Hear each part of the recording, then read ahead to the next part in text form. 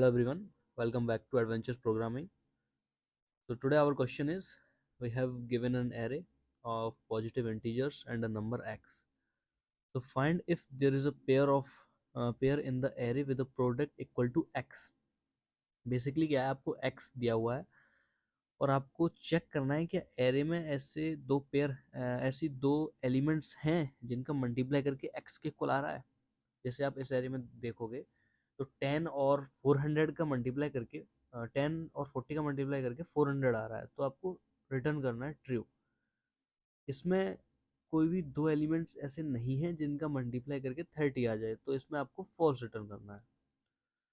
ठीक है, तो इस क्वेश्चन को करते हैं। एरे ले लेते हैं आपका 10, 20, 90, 40।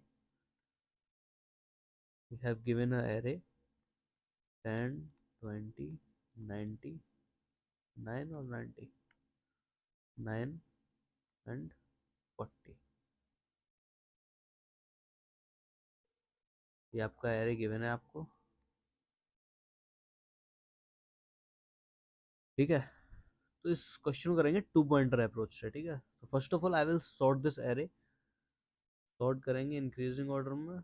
सॉर्ट करने के बाद एरे क्या बन जाएगा, 9, 10, 20 एंड 40। ठीक है, अब मैं यहाँ पर टू पॉइंटर अप्रोच लगाऊंगा। एक वेरिएबल लूंगा I which will point to the zeroth element of the array and J will point to the last index of the array. ठीक है, और मैं चेक करूंगा क्या इन दोनों का मल्टीप्लाई करने के बाद x के इक्वल आ रहा है। अगर आ रहा है तो आई विल रिटर्न ट्रू। ठीक है, और अगर नहीं आ रहा है तो इसमें दो कंडीशन होंगी, या तो जो मल्टीप्लाई है इनका वो लेस देन होगा x से या फिर ग्रेटर देन होगा x से। अगर लेस देन है तो इसका मतलब क्या है, मुझे इसको इंक्रीज करना है। इंक्रीज करने के लिए मैं क्या करूंगा, आई को इंक्रीज करूंगा। इधर की ओर आई को इंक्रीज करूंगा तो ये वैल्यूज भी इंक्रीज होंगी, क्योंकि जो एरे है वो सॉर्टेड है इंक्रीजिंग ऑर्डर में। ठीक है, आई को इंक्रीज करूंगा मीन्स अगर मल्टीप्लाई लेस देन एक्स है तो आई will increase the I. Okay, अगर मल्टीप्लाई जो है इन दोनों का, एरे आई एरे जे का, ग्रेटर देन एक्स हो गया तो क्या करना है, मुझे इसको डिक्रीज करना है। डिक्रीज करने के लिए मैं क्या करूंगा, जे की वैल्यू को डिक्रीज करूंगा। ठीक है, क्योंकि जब आप इधर जाओगे एरे में तो एलिमेंट डिक्रीज हो रहे हैं। ठीक है, तो आपको छोटा एलिमेंट चाहिए ताकि मल्टीप्लाई आपका छोटा है, तो इसीलिए मैं जे को डिक्रीज करूंगा। ठीक है, तो बेसिकली इसका कोड क्या होगा, एक लूप लेंगे while I less than J,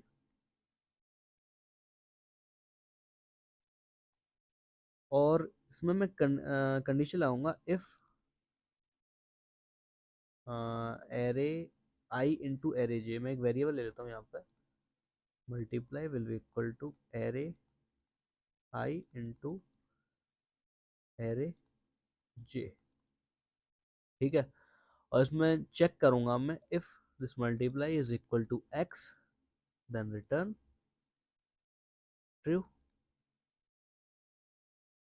else, अब एल्स में दो कंडीशन आएंगी, या तो छोटा है ये मल्टीप्लाई एक्स से या फिर बड़ा है। तो एल्स इफ पहले देते हैं, मल्टीप्लाई जो है आपका छोटा है किससे, एक्स से।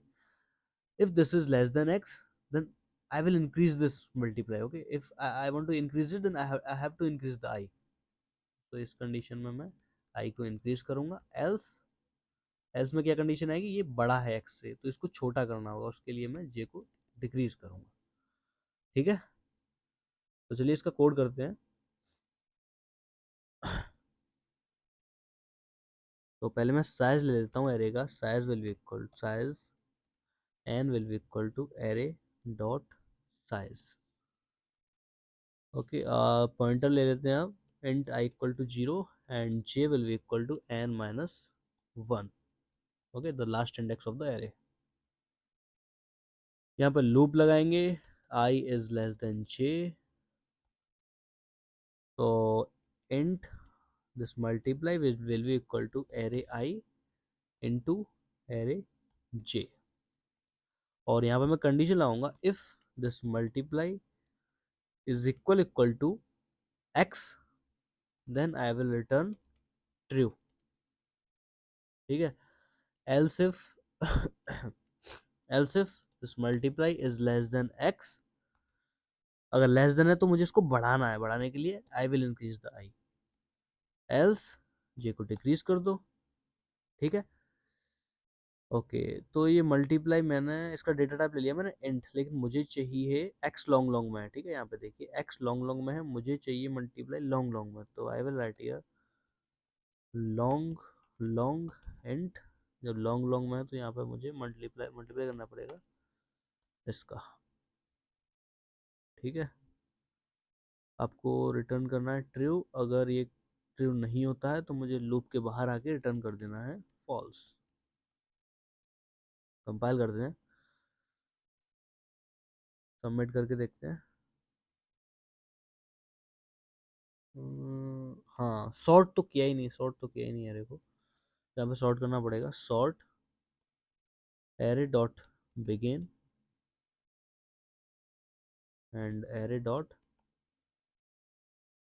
And, submit. तो इसकी टाइम कॉम्प्लेक्सिटी क्या होगी, इसकी जब सॉर्ट करते हैं एरे को तो टाइम कॉम्प्लेक्सिटी क्या होती है, एन लॉग एन। ठीक है, और स्पेस कॉम्प्लेक्सिटी क्या होगी, order of 1, because we have not created any extra array or something. Okay, so I hope you understand the question. See you in the next video.